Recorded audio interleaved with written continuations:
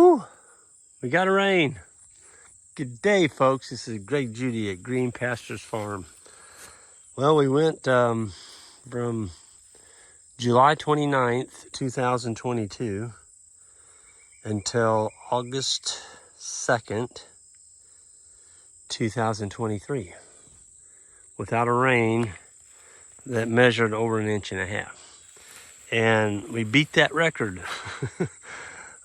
Night before last, we had three inches, and then we got another 1/2 inch that morning. And then last night it rained another 1/4 inch. So we've got 3.75 inches in the last day and a half or so. And the temperature's gotten a lot nicer. It's, upper 80s versus 100. And at night, it's dropping down in the low 70s instead of staying elevated around, 85 to 90 at night. That allows the cows to cool down. But folks, we got streams running again. A couple of the ponds that were basically bone dry, they've got 2 to 3 foot of water in them now. So, it's a start. And right here in August, this is winter stockpile time to start thinking about growing something for the winter. And this is the farm we just leased. This is Mr. Frisch's farm, and it's the one that's a 1/2 mile, well, it's actually about 1/4 mile from our driveway. And so what we did is we grazed this, let's see, it was about 30 days ago, and Isaac came by. There was just a ton of seed heads and not giant ragweed, but ironweed on it. And we were going to put the tractor up for the summer. No more brush hogging. And he clipped this. He put it up pretty high and he clipped it.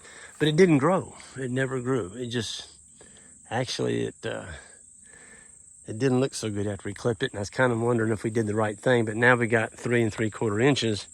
You can see, folks, it's crazy how quickly fescue and orchard grass. So this is fescue. Here's a clump of orchard grass right there. It's all turned green basically within 36 hours.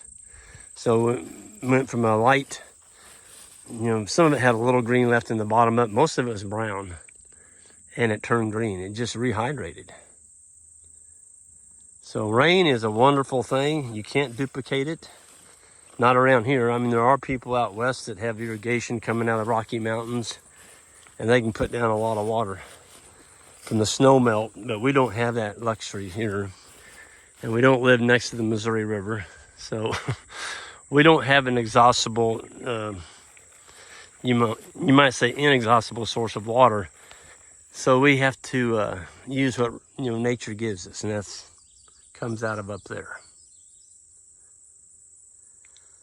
So, yeah, I tell you what, we just moved the bulls over on the bull farm a while ago, and I could not believe the clover and the lespedeza just cranking. And, it was up. I could see it over there for this whole last month, and it was about 1 inch tall. This morning, less than 36 hours, that clover's already up 3 to 4 inches, and the lespedeza looked to me like it was outpacing it. It was almost 6 inches high in places. So those bulls are going to absolutely have a heyday when they hit that lespedeza and clover. But Gary, he didn't have a lot of animals on here, and Gary did rotate when he had this farm. So he had this paddock. This is one. There's one over on the side of that equipment. That's 2.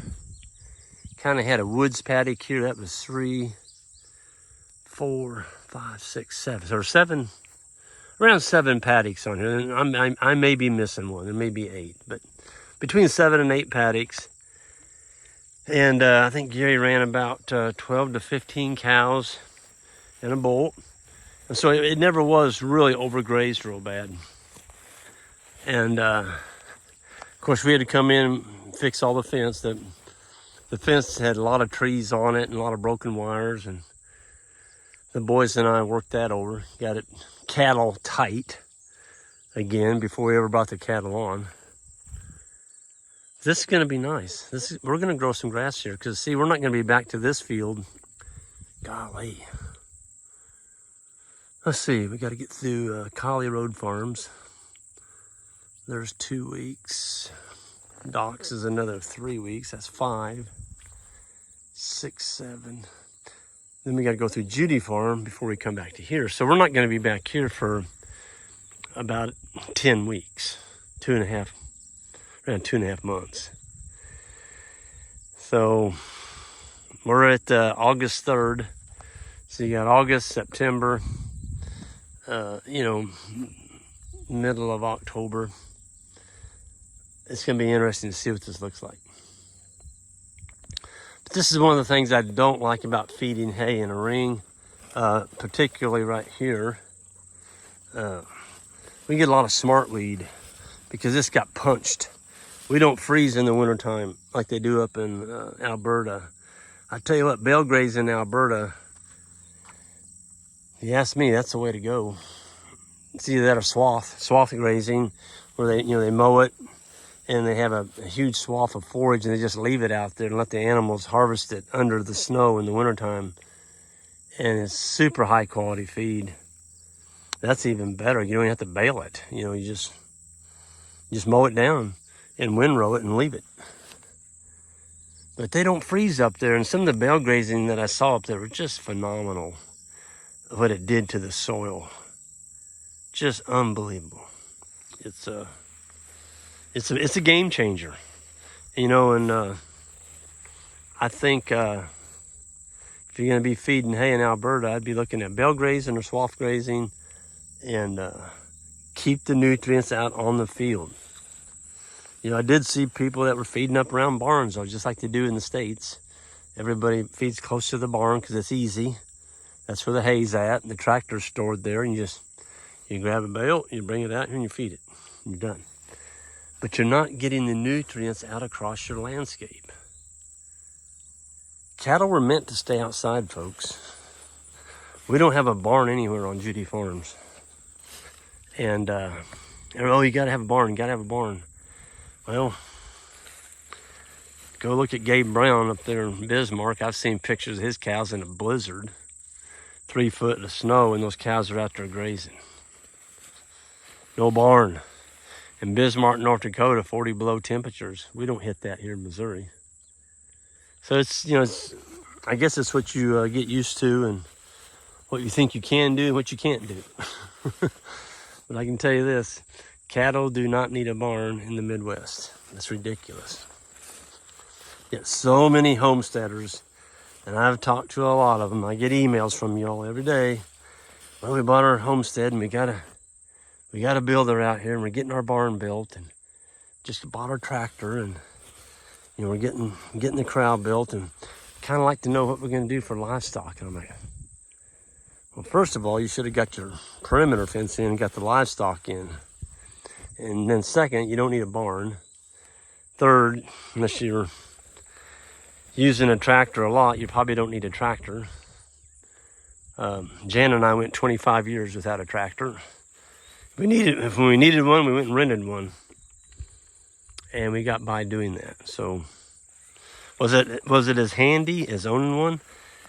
Well, it wasn't as costly, I can tell you that. Those tractors, I don't care what kind you got, sooner or later, they're going to cost you. And old timer told me, how was it he said it? And he's talking about a tractor. He said, if you're going to listen to the music, you got to pay the fiddler.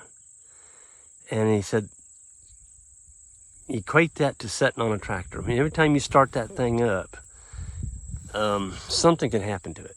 And then you got to pay the fiddler.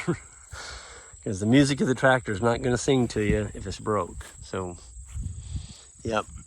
Those of y'all just starting out, put your money in livestock. Get your hands on some land. Yep. So, we are so happy we got the 3 3/4 inches of rain. It's overcast today. I think the rain's gone, but it could blow something up here. And we're enjoying it. We're enjoying seeing water again. It's just, I don't know, it just brings a sigh of relief, when You go over a year and you haven't had a rain that's over 1.5 inches at one time, you kind of begin to wonder where all the rain went, and everybody else is getting 6 and 8 inch rains in one night. And so it came around. We got it. We got our 3 3/4. We're happy. We're happy with that. So I'm gonna go ahead and get out of here. I've got a few more items to do this morning, but you all new to the channel, hit that subscribe button all the way out, and we're gonna be holding our grazing school here in September. That's the first week of September. It's about, I guess it's close to a month off right now. And that's going to be held here at Green Pastures Farm. And if you want to learn more about it, you can go to our website, greenpasturesfarm.net. You can see what it entails to sign up, and maybe we'll see you here in September. Everyone have a good one, and be safe out there, and we'll see you down the road.